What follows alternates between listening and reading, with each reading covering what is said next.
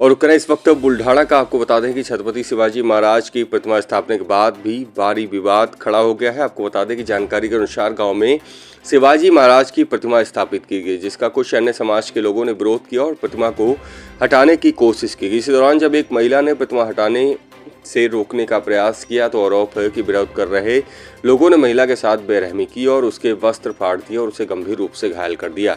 यह घटना न केवल महाराष्ट्र बल्कि पूरे देश के लिए शर्मनाक बताई जा रही है। वहीं छत्रपति शिवाजी महाराज जिन्होंने जाति और धर्म से ऊपर उठकर सभी के लिए स्वराज्य की स्थापना की, उन्हीं की प्रतिमा को हटाने की कोशिश लोगों ने की और लोगों को आक्रोशित भी किया गया।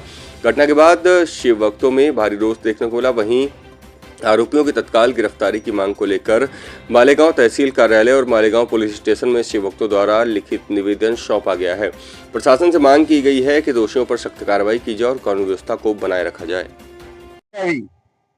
भविष्यात अशा घटना घडू नये यासाठी शासनाने आवश्यक ती खबरदारी घेण्यात यावी।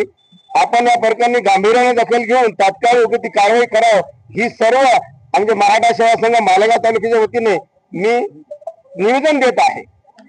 मालेगावचे ठाणेदार राजेश खेरडे सर यांनी हे निवेदन स्वीकारलेलं आहे। सर आपण काय आश्वासन देऊ इच्छिता यांना? नक्कीच निवेदन पुढे पाठवत आहे। यानुसार ज्या मागण्या आहेत त्यावर नीतीप्रमाणे कारवाई करण्यासंबंधी विनंती करतो। सरांनी निवेदन पुढे वरिष्ठांना पाठवण्याकरिता सांगितलेलं आहे। आपल्यासोबत हे बोला, नाव सांगा आपलं। नमस्कार, माझं नाव शुभम इंगोले।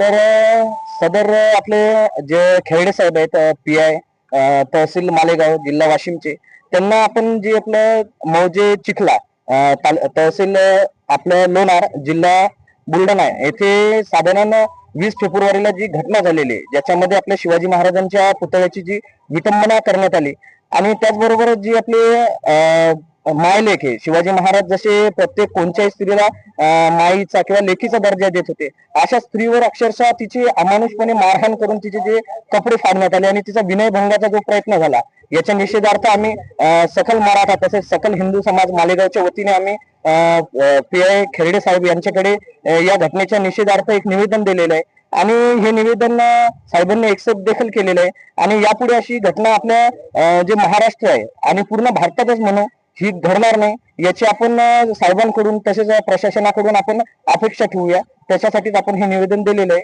धन्यवाद। India Republic news, Malegaon, हरिष्ठाटा।